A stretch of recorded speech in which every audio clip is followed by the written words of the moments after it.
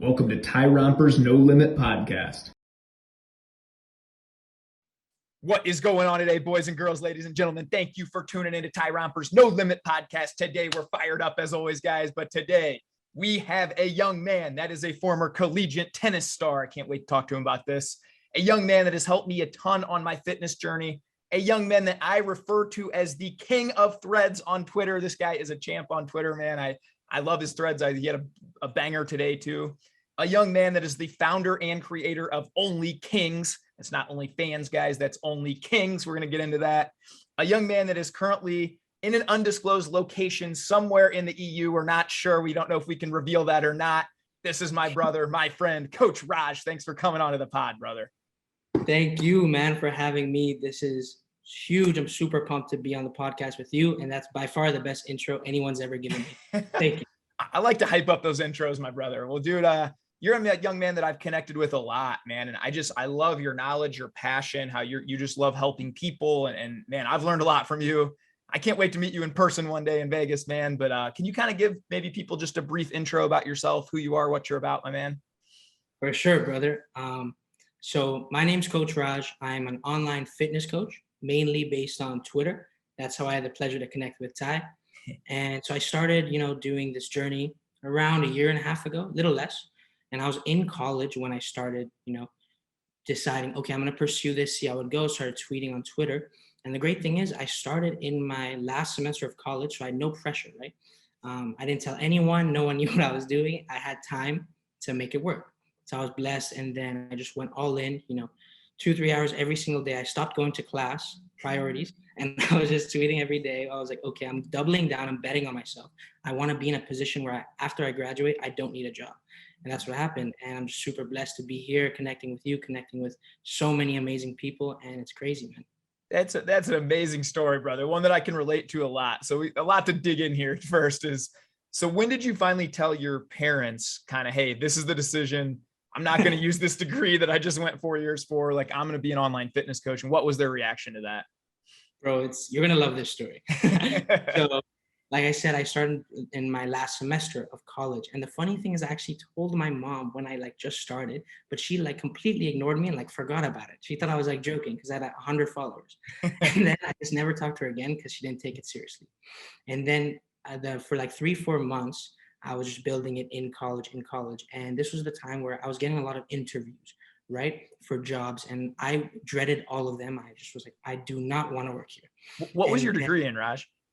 Business management and then economics minor. Gotcha. Okay. So I was getting all these interviews for jobs I wasn't passionate about. I had 3 really good internships. So my parents were like, okay, he's going to get a nice, sales tech job. He's going to, do the classic route. That's what they thought the whole time. Right. And then it got to a point where they're like, how are the interviews going? Did you get your work visa? How's everything? And I was like, listen, there's a reason I've been avoiding this topic. Give me exactly 1 week and I'll tell you everything. You're going to be impressed. That's what I said. And they're like, what are you talking about? Just tell me now. I was like, no, just give me 1 week. And they're like, okay.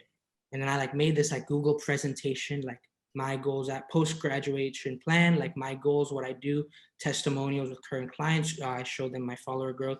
And at this point, I had 3 clients, all very low ticket. And I had 1,000 followers, right? So I had some proof that it would work, but at that time, it was very delusional belief, right, at the time. So then I made this presentation, showed them my goals, my testimonials, what I want to achieve, 3-year goals, 5-year goals. And I was like, this is why I haven't been, applying for the work visa and stuff. And they were shocked. They're like, whoa, they needed some time to think about it. So then they took a day, talked to my uncle, who actually is my only uncle in the US. And they really respect him. So they want to hear his opinion. And he was like, yo, this is impressive. Let him give him a shot. Right. And they're like, yeah, you're right. Go for it. And then if it doesn't work, then, you can get a job. And if it does, more power to you. And I was like, appreciate it, guys. I'll make it work. That's so amazing, man. So, I mean, I can relate to that a lot because I dropped out of college at 20 to play poker. And it was the same thing, going home and telling my folks, yeah, I went to college to find a degree and this is what I love. I'm going to play poker. And they're like, what are you talking about? That doesn't make any sense. But when you have that vision and you have that thing that makes you tick, I just knew a corporate life wasn't for me. Now, I went back and did it for 6 years when I had a family, whatnot. Sometimes you got to do it. But I love the fact that you're young and you said, I'm going to bet on myself. I'm going to bet on my vision and my passion and see where it leads me. And what's the downside, to be honest? Maybe you shoot your shot for a year or two and then realize that, you know what, this isn't all that it's cracked up to be or whatnot. I can always go get another job, right? That's always going to be there. So I love the fact that you're taking a risk betting on yourself. Can you tell us a little bit about how that's been going, what that's looked like in the last year for you, my man? For sure, man. And yeah, bro, I completely agree that just betting on yourself, just there's no downside, right? It's like worst case, you go back to that safe job and you have all these cool experiences, and now you're just like, okay, give it a shot. At least you're not 80 years old, like with regret. Like, that's my biggest fear, man. Being 80 and thinking, I wish I would have tried harder. I wish I would have made it work. I wish I would have done what I was meant to do, right? But going back to your question, it's honestly going pretty well, man. It's been like I'm able to be self-sufficient.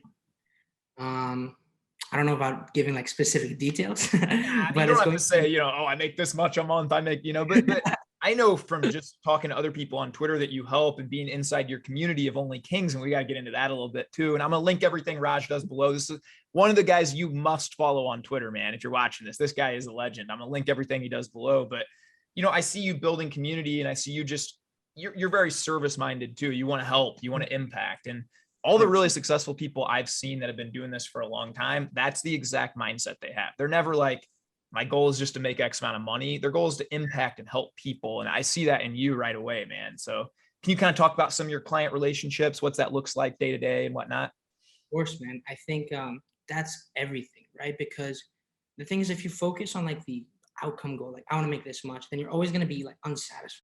You always be chasing more. But if you focus on like actually helping people, it's a win because it's so fulfilling. Like when I see my clients like lose 20, 30 pounds, when I see them hit personal records, when I see them like stand up straight with confidence, like telling me they hit a new business record month, or like the relationships were doing well, that makes me feel so amazing. Like it's like the best feeling in the world. And I had 2 client calls today. Amazing. I just had a great time. We're talking about other stuff, and we like joke around. And I think that's just everything. Like, because one, it makes business sense, right? To have good client relationships, because then, they stay on with you longer, referrals, all that stuff. But 2, it just feels good to enjoy with the people you work with. You don't want to work with people who you don't like. And the thing is, most people, 99% of people, don't have that choice. They have to work with their boss or their coworker who took their sandwich in the fridge or whatever, right? But we are blessed in the sense that, we're online business owners and we have complete control of who we work with.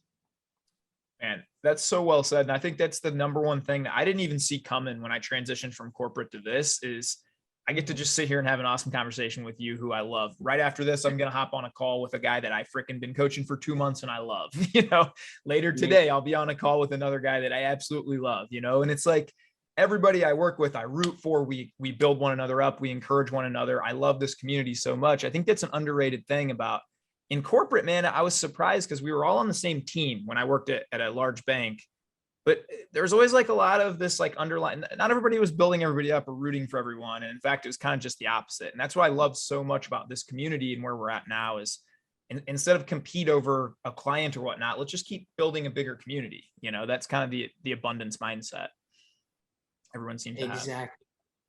That's literally like perfectly said. And the thing is, it's so common. You see in our community, the guys that are doing well, they want other people to win too. It's like, there's so much, if you think about it, like, let's just use our industry, the fitness industry as an example, right? There's 8 billion people in the world. Who doesn't want to get in better shape? Right. You know what I mean? So the market is ginormous. You could say, oh, there's so many health coaches. There's 8 billion people who want to get in better shape, right? So it's like, there's a billion health coaches, and you could literally have 8 clients each. That's crazy. That's pretty wild to think about, man. Yeah. Cause I came from a poker background too, where it was kind of competing, like you. Yeah. And so when I hired my first coach, Zach Hommel, and he was helping me transition to actually be a coach and showing me the ropes, I actually stopped him one point and I was like, Zach, why are you doing this, man? I was like, someday, like a client could hire me instead of like, that doesn't make sense. He just chuckled and he's like, you'll get it one day, man. And he said the same thing you just said. He's like, there's literally, our market is 3 billion people out there, 4 billion people. He's like, I want you to have 10 clients because that means we're growing it bigger and we're helping more people. And he's like, my mission is like impact. And so I don't care if, I want you to have a bunch of clients and I want you to then coach other people and help them have other clients. He's like, this is the ultimate mission, you know? Dude, 100%. I think one of your best decisions that you've made in the last couple of years was hiring Zach as a coach. Yeah, he's a G, man. That guy's, he's got What a gift. just like obviously I don't know every decision, right? But I'm just saying I think that was a great call to get him as a coach, just because he has so much skin in the game, and I think he's playing the game like so well in terms of like his philosophy on business and life. It's just all about like helping people, abundance mindset, you know, just keep giving, keep giving, keep giving, and then obviously like good things will happen. Yep. Yeah. And I see you adopting a lot of that Twitter strategy too, where dude, you just kind of share life and help people a lot. And that's been my strategy that, you know, I remember asking Zach early on, I'm like, well, how do you grow Twitter? You know, I'm at 2,000 followers and it's going slow. And he's like, well, dude, you know, if you want to stand out, just be yourself. He's like, go live an awesome life and just share it. And it's like, I see you traveling, you're with your girlfriend on this exotic beach, you're going here, you're still getting your workouts in, you're just basically sharing life. And now you got a big community of people that are following you on board, more and more joining every day. And I think that's the cheat code, whether it's to attract people on social media or in real life, right? Is just be authentic, be yourself.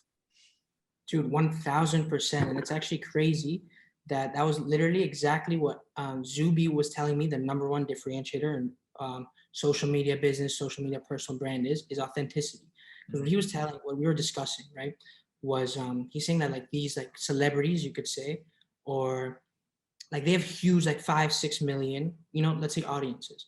But in reality, their like impact or like reach isn't that vast, isn't that great, because they can't be themselves, because they have to like meet certain criteria. They have to say what people tell them to say in a way.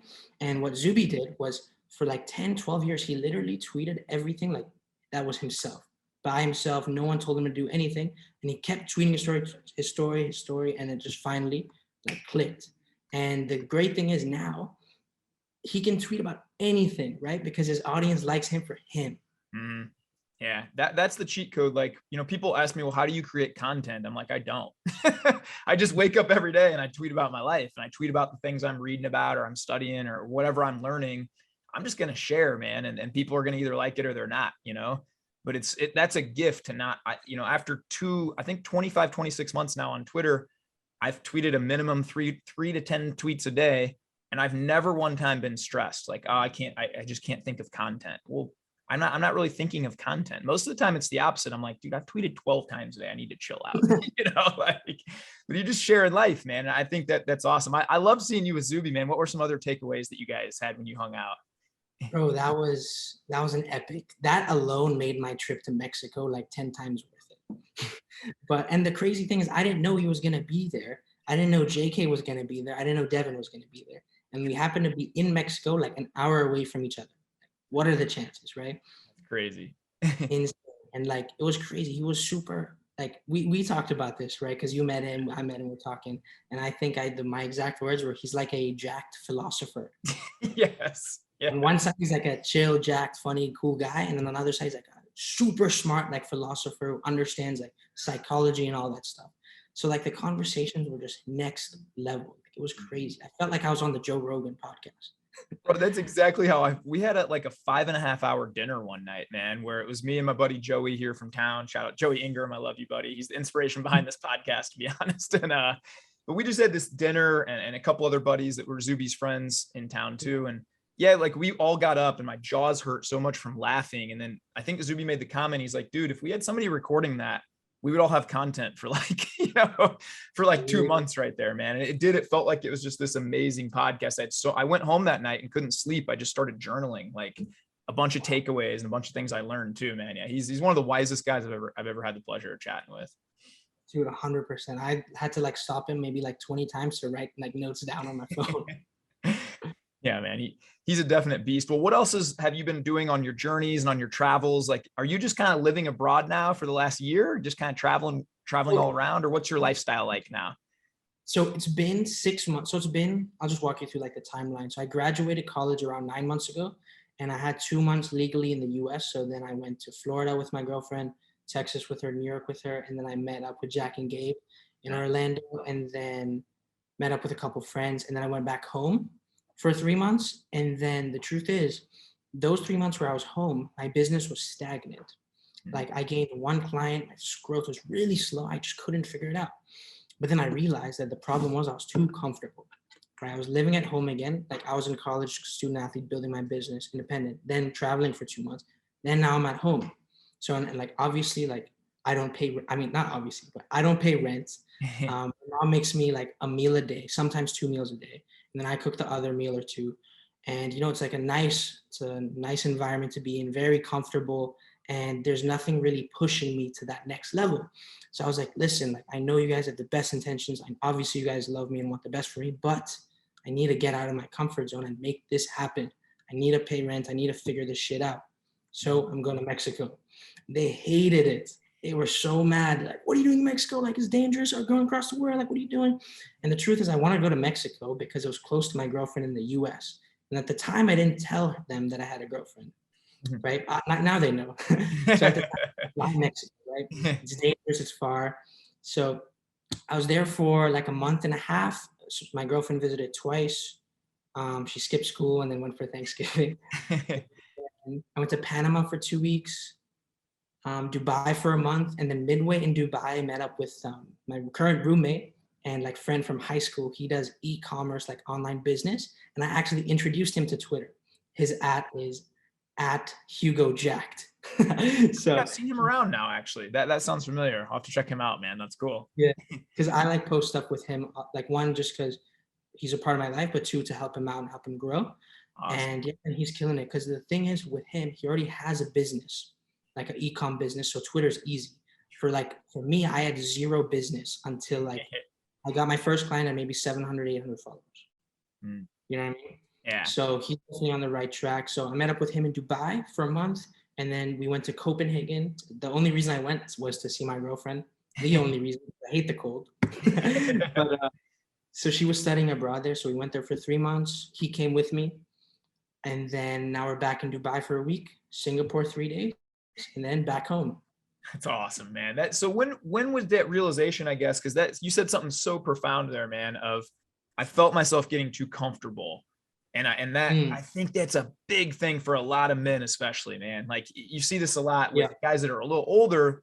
I see my age a lot where, dude, they get the house, they get the job, they got the wife, and then they just get stagnant, man. They don't push themselves to grow physically, mentally, spiritually. And if you're not growing, by default, you're dying, man. And so for you to have that kind of epiphany at a very young age, what do you think led to that? And what's been the result of that? Bro, honestly, man, I love thinking about stuff. That's like a big problem for me. It's like overthinking. So I have like a brain dump. I journal, I do all that stuff, and I'm always thinking. My mind is always going, man. So I'm like, and I track my progress, right? I look at analytics, look at sales, track everything. I'm very meticulous, make sure I track things, fix the bottleneck. And then I was like trying to figure stuff out for like a month or two. And I was like, okay, it'll get better. I'll just fix this. And it just wasn't getting better. And I was like racking my brain. And then one day I was just like, I got to get out of here.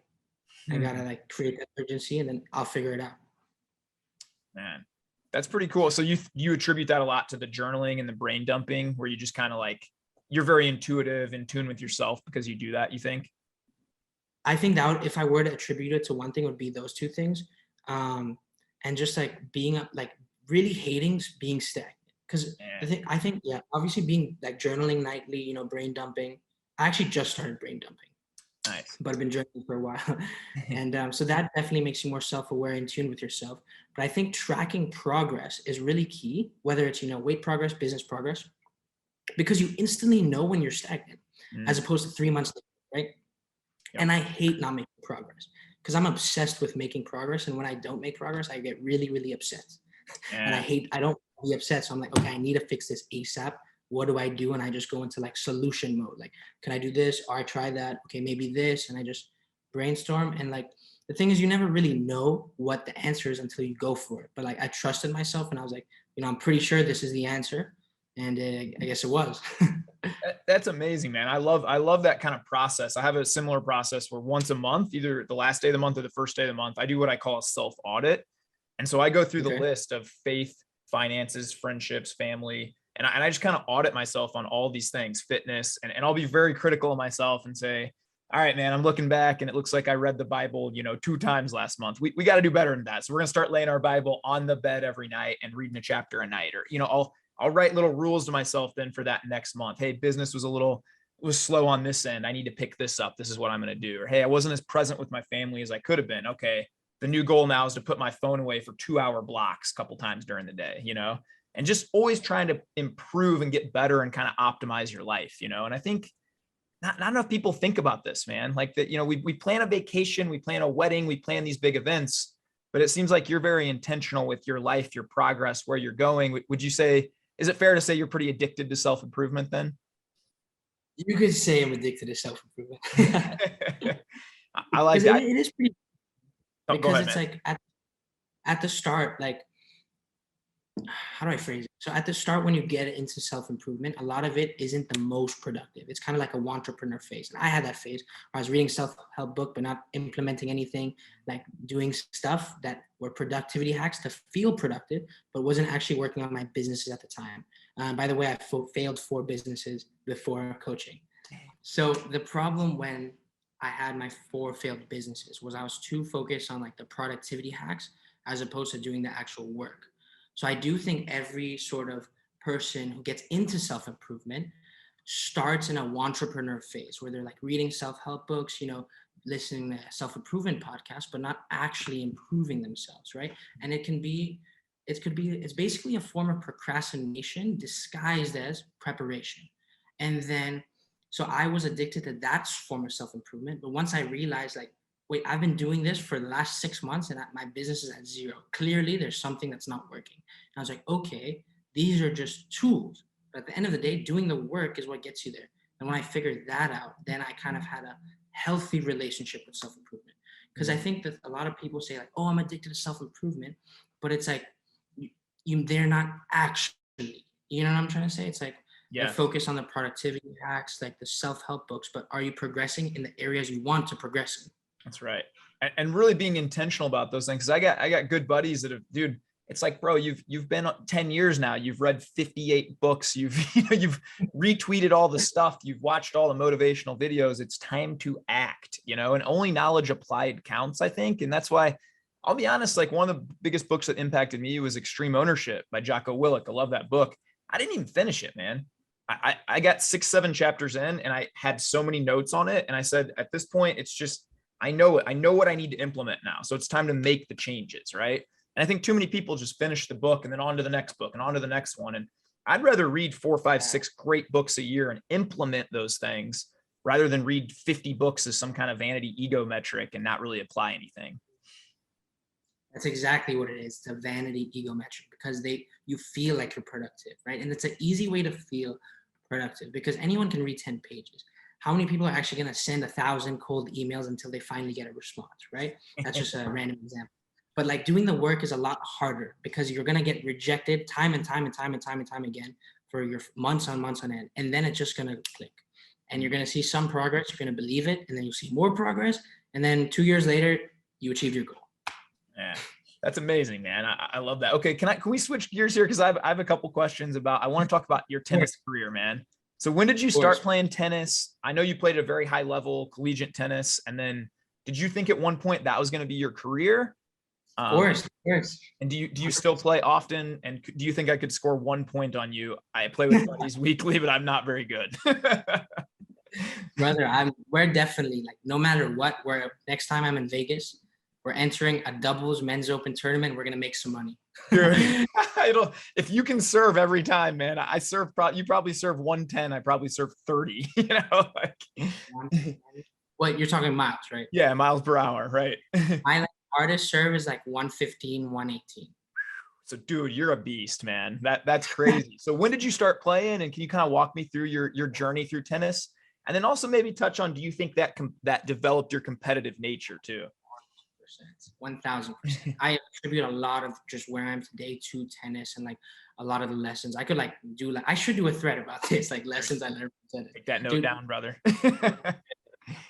But so I started playing very, very young, like 5, 6 years old, but just, recreationally for a few years. And I really started loving it like 9, 10. So then I actually went to like a couple times a week. And I really started getting into it at like 12, 13, and pretty much playing every single day from 12, 13 until I went to college at, 17, 18.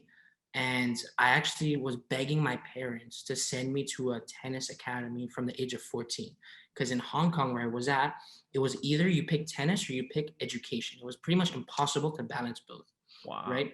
So I was like, I need to go to the US because, it seems very easy there. It seems very easy to manage the, school and athletics, at least compared to Hong Kong. And that's what I thought. Right.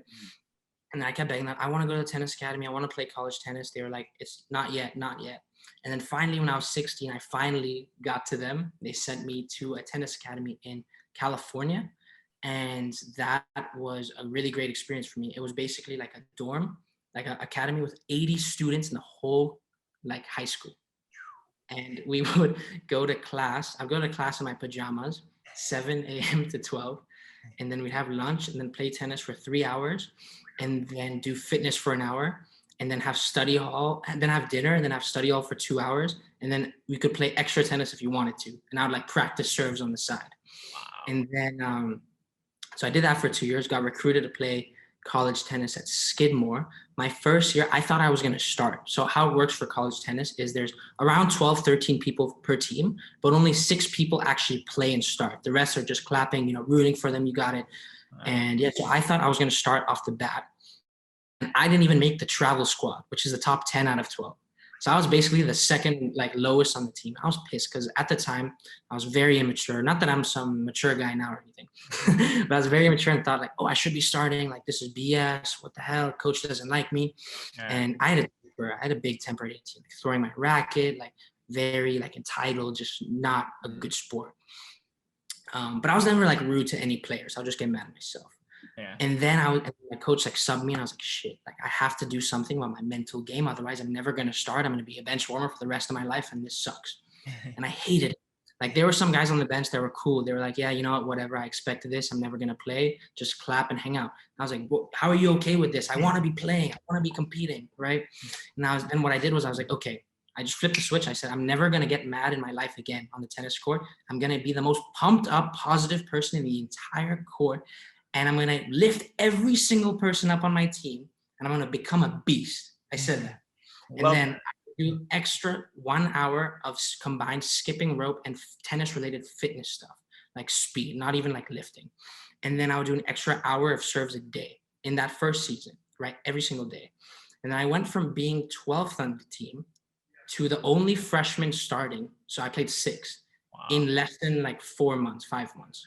And then since then, I just stayed a starter. And then my senior year, I was a captain and then on the conference second team. Wow. So yeah, it was awesome. That's amazing, brother. That's so cool, man. So you competed against probably some people that are still playing professionally and stuff now, I would guess then, at very high level, right? So not actual professional. So technically I'm a tennis professional. I have 1 ranking point. Okay. So I won 1 match on a qualifying round. So that gives you 1 point.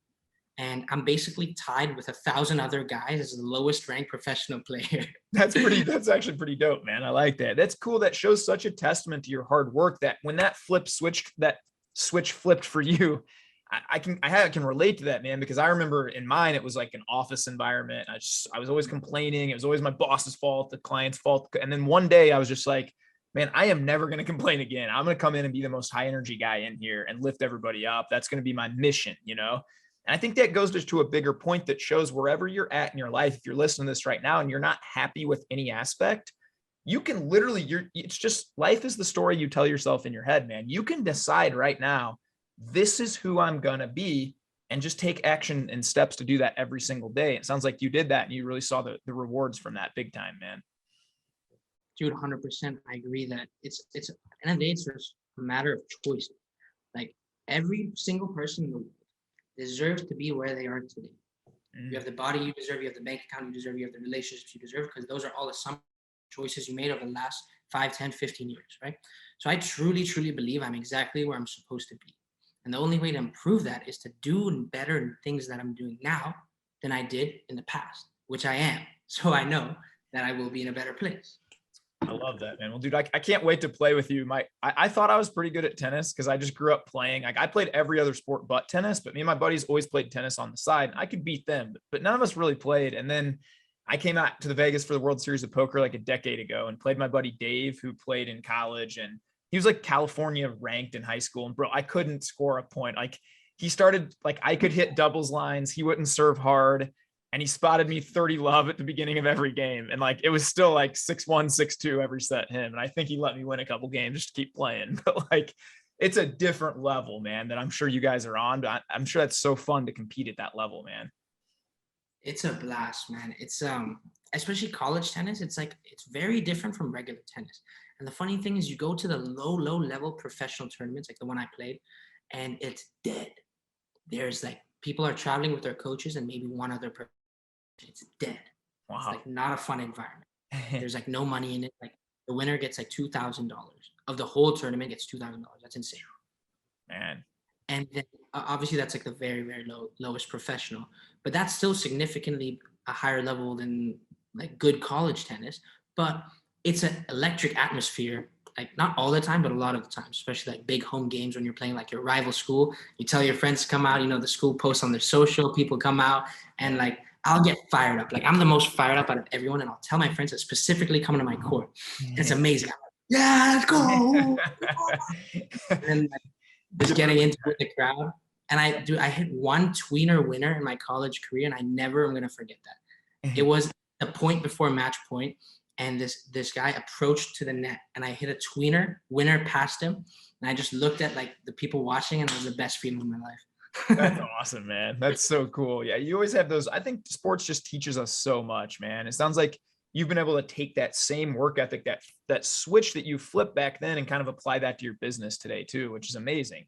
Those lessons go with you throughout life, you know. 100%. That's why I'm a huge advocate of just putting like kids in sports from an early age because it just makes them tough, right? And bro, I think tennis is the best sport for overall development. And I'll tell you why.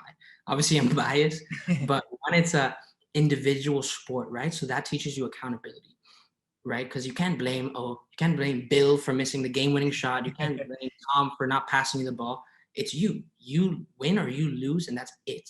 That's number one. Number two is like how it works is like, especially in juniors, you play like tournaments every single week. And there are 64 to 128 players in each tournament, but only one winner. So that means there's a 99% chance every weekend you're losing. So constantly dealing with defeat every weekend just makes you like numb to failure. You're like, what's new? Let me just get better. And those two, like just insanely valuable life lessons that you can translate to anything, business, relationships, you know, whatever. That's amazing, man, because, you know, you had mentioned before, hey, I failed 4 businesses. Probably a lot of people that didn't have that backbone that was developed from you within that would have just said, well, I guess this isn't for me. I'll go get a nice cushy job, right? But you're like, nah, that's just part of the process, right? Like, I'm going to keep going. That's amazing, man. I love that. I'm gonna get my kids. I'm trying so hard to get my daughter into tennis, man. Like, you have no idea. I've even recruited her older cousins, shout out to Charlie and Bryce, to tell her, you know, hey, Tinley, we love tennis. Tennis is fun, because she idolizes them. So far, she likes gymnastics and soccer a little bit, swimming. But I'm gonna keep trying, man. Well, I want to touch on OnlyKings, man, this cool group that you've created and launched recently, and I'm gonna link that below. But can you kind of talk through that a little bit, man, and kind of hype that up for anybody listening? Maybe give a pitch on some guys, what they could expect to see from this community. Of course, man. So OnlyKings is a community I created less than 2 weeks ago. And there's a lot of planning that went into it. I was super hyped to release, and, you know, very happy that we had a smooth launch. People seem to be liking it, good response, clients liking it too. And yeah, it's going great. So basically, OnlyKings is a community for like-minded, high-performing men who want a brotherhood and to want to come together to achieve their fitness goals. You get complete access to me, my clients, the resources I use to coach my clients. And there's also weekly challenges, personal monthly assessments. There's group calls, and it's just amazing. Tyler's in it too. That should tell you that it's good. And I think men just need that brotherhood and that accountability, man. And it's like, you know, the coolest thing that I think now is like, look, we were confined up till, you know, 20 years ago that your neighbors were just going to be who you interacted with. But now I can connect with you, with these high achievers, these people that want to get better all over the world, man. And you know, you got to seek that out. If you're a guy and you're listening to this right now, it's not just going to fall into your lap, but come follow Raj, come see what that's about. And I'm telling you guys, it's a special place, man. I appreciate you sharing that with us a little bit, my man. Appreciate the endorsement, man. It means a lot. Yeah. And yeah, if you are interested, or even if you just want to learn more, like I'm not trying to pressure anyone to apply, just send me a DM on Twitter. We can talk, see if it's a good fit. Raj won't pressure you. I will. If you don't sign up, you're dead to me. No, I'm just playing. I'm just playing. But dude, we get to this point in the pod every time, man. I feel like I could chat with you for days, but you know, I don't want to keep you too long from your undisclosed location. I know you're busy and stuff to do. I do rapid fire questions, man. So I'm going to ask you 5 questions. Give me the first thing that comes to top of your mind. Are you cool with that? Let's do it, man. It's going to be interesting. No pressure, brother. You're very well traveled. We've already covered that, man. I wondered, what's your favorite city you've been to thus far and why? Cancun. Okay, Cancun, why? hands down, because just, I mean, this is going to be an abstract thing, but just the vibes were immaculate. I felt very like, you could feel like accepted by the local people. They didn't like see you any differently. They were happy to help. When my Spanish is horrendous, so they were always very understanding.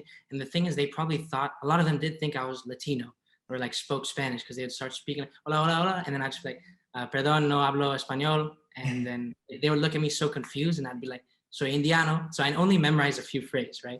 They were all very nice. They wanted me to teach them English. They were helping me with Spanish. It was very, very affordable to live. Like you can like live a very comfortable, nice life there. And, you know, hot weather and good beaches, good food. That's a pretty good combo, man. That's awesome, brother. What's your favorite and most impactful book you've ever read? The 4-Hour Work Week. Okay. I read this in my entrepreneur phase, and it only like really impacted me like now, like recently, because I'm just now implementing the ideas of automation, you know, really high hourly rates, you know, providing a ton of value, not following the norm. And that really just opened my mind to the possibility of like, wow, you can make a lot of money doing what you like, impacting people, and not even work that much. Like this seems too good to be true. And then at the time I didn't get it. Like I was like, this doesn't seem, you know, it's abstract, it's not possible. But now I'm like, wow, I actually get this. That's awesome, man. I love that, dude. I haven't read that book in a very long time, man. And I think I read that at the beginning of my journey. That's one I need to reread, man. That's awesome. This one I'm very interested in, Raj. You can only do 3 exercises the rest of your life, man. Which ones are you picking? Okay. I'm not going to pick my 3 favorite exercises. I'm going to pick like my favorite exercise for the muscle groups that I want. So I'm going to be like intentional. Weighted dips. Okay. Weighted chin-ups. Okay. Squats. And so those are the 3 that you would go with. I love the chin-ups, man. Weighted dips, you can hit shoulders, chest, and triceps. Chin-ups, you hit back and biceps. And then squats, you hit glutes and quads. Nice, man. I like that. So what are your 3 favorite then? If you were just going off 3 favorite. So it would probably be weighted dips, dumbbell shoulder press, and then tricep push down. Nice.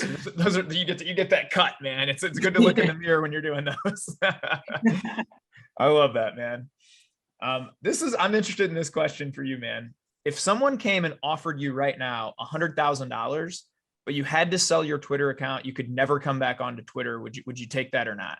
Shocked. Not even 100 million. 100 million? I was going to try and get a more reasonable number.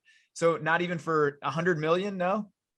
I don't think so. I mean, I say this now, but obviously if someone hands me 100 million in cash, I'll probably say yes. Then you just live at Cancun, man. You're the king of the beach at that point. But yeah, I kind of feel the same way. People have asked me that a little bit, like, hey, how much would it take for you to want to get rid of Twitter and never go back on again? I'm like, man, I see the impact daily and all that. Like it'd have to be a massive number, you know? Exactly. And I would have to justify it as in like, I would have to take that number and then been able to still keep the impact. So I'd like hack the system, like, okay, I'd have my email list. And then I'd we're the same. That was exactly I've actually even like said this stuff to other friends. I'm like, well, I'd have to have other charities and other tools set up with that money. So I knew I could go do like, you know, other impactful things. That's funny, man. All right, brother. What's some future plans? Maybe give us a pitch where people can find you, kind of give us that on your way out, man. For sure, man. So next stop, Dubai for a few more days, and Singapore, 2 days, then Hong Kong for 5-6 weeks. And it's been a while since I saw my family, missed them a bit, missed my brother, want to see him. And it's actually cool because my brother messaged me. He's in OnlyKings too. He's the jacked 14-year-old guy. That's awesome, man. He messaged me saying like he was like, how'd you grow your Twitter so fast? I want to grow my like social and I want to start making money and like, can I help you out? And I never even went to him. I was like, listen, like, why do you want it? I wanted to make sure he was in it for the right reasons. And then he was, I was like, okay, I will help you like grow your Twitter, but we're going to do it the right way. And then if you want, you can help me out with some business stuff and I'll pay you a couple bucks. That's amazing. Like, let's do that. And so I'm pumped to actually be working with him, like amazing. Together, like writing tweets side by side every day. And the funny thing is, a year ago, like not last time I saw him, but the second last time I saw him, I just started Twitter and he was like, what are you doing with Twitter? He's laughing at me like, you're not going to get anywhere with 100 followers. And I about this on the call. I was like, remember when you were like doubting me, saying I wasn't going to do anything? And then what he said was, I said that to fuel you. You're welcome. I like this kid, man. That's pretty awesome. What a cheat code though, to have you to learn from. And dude, starting at 14, man, bro, that's amazing, man. Well, I wish you awesome on your journey. Keep impacting, Raj. You're the man. I appreciate you coming on. Can you give us because I think you're very wise in this. Like, let's say that there's somebody out there listening right now, like a last word here, and they just feel kind of stuck, man. Like maybe fitness isn't on point. Maybe they just feel like, I'm kind of on autopilot, not living my best life. What would you tell somebody like that?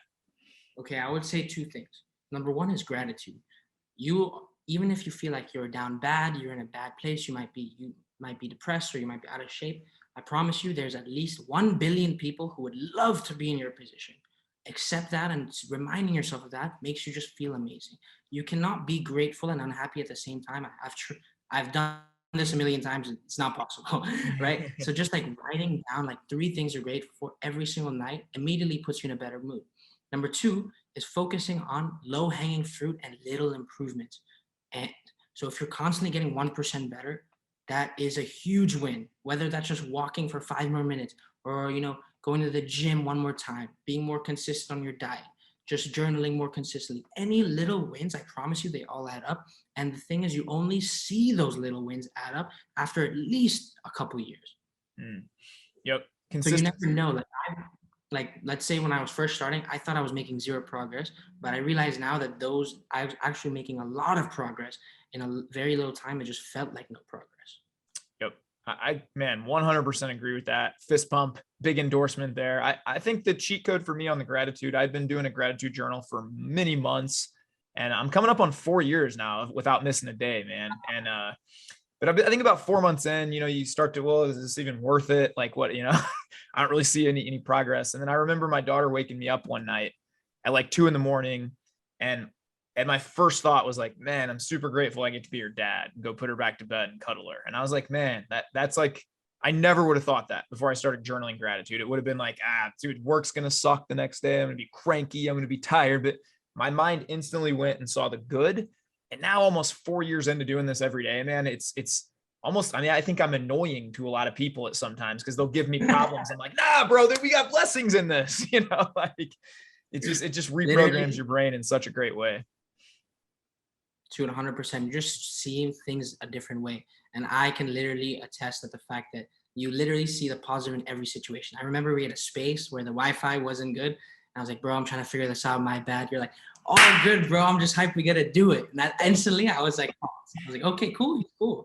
And then he's cool with it. And like, that's awesome. And like with the, like, I don't know, like earlier we had some troubles, with the Google Meets and you were like, no, dude, all good. No worries. And like, that's just so powerful if you can stay calm, stay positive in minor inconveniences.